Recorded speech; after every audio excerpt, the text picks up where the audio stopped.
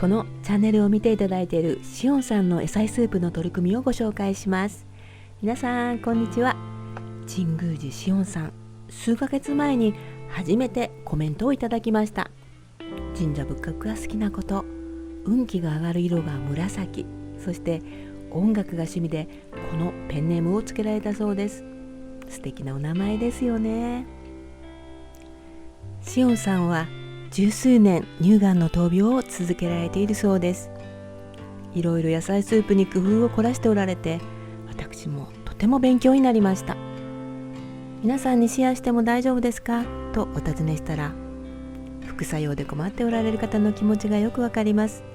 お役に立てるのならと気持ちよくいいですよと言ってくださいました。ではしおんさんのコメントを読ませていただきます。私はパセリやクミンなどの粉末を食べる直前に入れています。あとスープが煮だったら肝臓に良い長芋団子を作っておいて入れてます。ちなみに必ず具材と一緒にいただいています。乳がん闘病中なので副作用で困っていらっしゃる人の気持ちがよくわかります。闘病が十数年経過しているせいか、副作用が出ない工夫を自己流でやっていますから、脱毛以外は何もありません。でも初めての抗がん剤は大変きつかったですから、このスープを食してみたときに、あの頃にこのスープを知っていたらなぁと強く感じました。口内炎にしみることもないし、きちんと火を通していて栄養満点ですもんね。ぜひシェアなり試してください。クミンは寒い朝にはすぐに体が温まり助かりました。パセリはがん予防やがんを消滅させるとも読みました。毎日続けるとパセリも良いと思います。信じる者は救われます。皆さんの工夫も知りたいです。このようなコメントをいただいたので、私も長芋をすりおろして作ってみました。しおんさんはすりおろした長芋を電子レンジに20秒かけ、スプーンで回して、これを3回繰り返して水分を飛ばしてから加えるそうです。ただコメントのやり取りだけだったので、最初しおんさんがどのようにやっているのかわからなくて、私は長芋をすりおろしてそのままスプーンですくって加えて、少し固まるまで1分ほど煮ました。すると全体に流れず団子になったのです。それは私が買った長芋が粘りの強いものだったのです。最近スーパーで売っていますよね。ほんの少し値段は高くなりますが、お好みで使い分けてくださったら良いと思います。母にも食べてもらったところ、これはお餅と尋ねるほどもちもちとしていました。長芋は私もよく使います。この動画でも効能をお伝えしたり、こちらの動画ではオープンオムレツやグラタンの材料にしています。ただ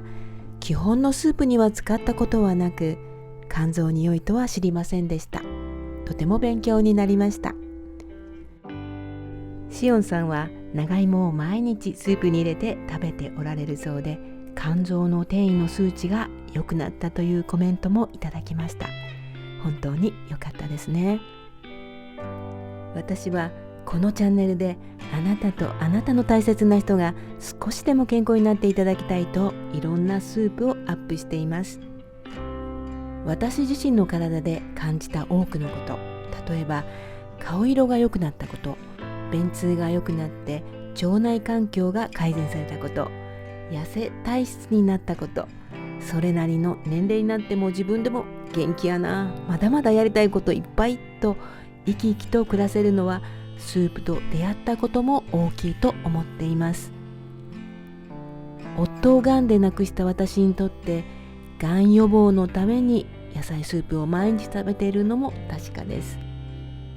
しかし私はがん患者でもありませんし、がんサバイバーでもありません。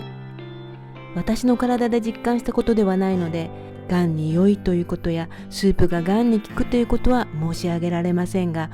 同じ病気に苦しんでいる方がおられるなら、しおんさんの工夫がどなたかの助けや希望につながるのではないかとシェアさせていただきました。快く応じてくださったしおんさんに改めてお礼を申し上げたいと思います。ありがとうございます。他の方のコメントでバジルや飛髪を振りかけている方もおられました。近々香辛料やハーブの使い方などをまとめて動画にできたらと思っています。これをご覧いただいたあなたとご一緒に野菜スープを続けていけたらとても嬉しいです。あなたの工夫もぜひコメント欄にお寄せください。最後まで見ていただいてありがとうございました。いいなと思ったらチャンネル登録、高評価もよろしくお願いいたします。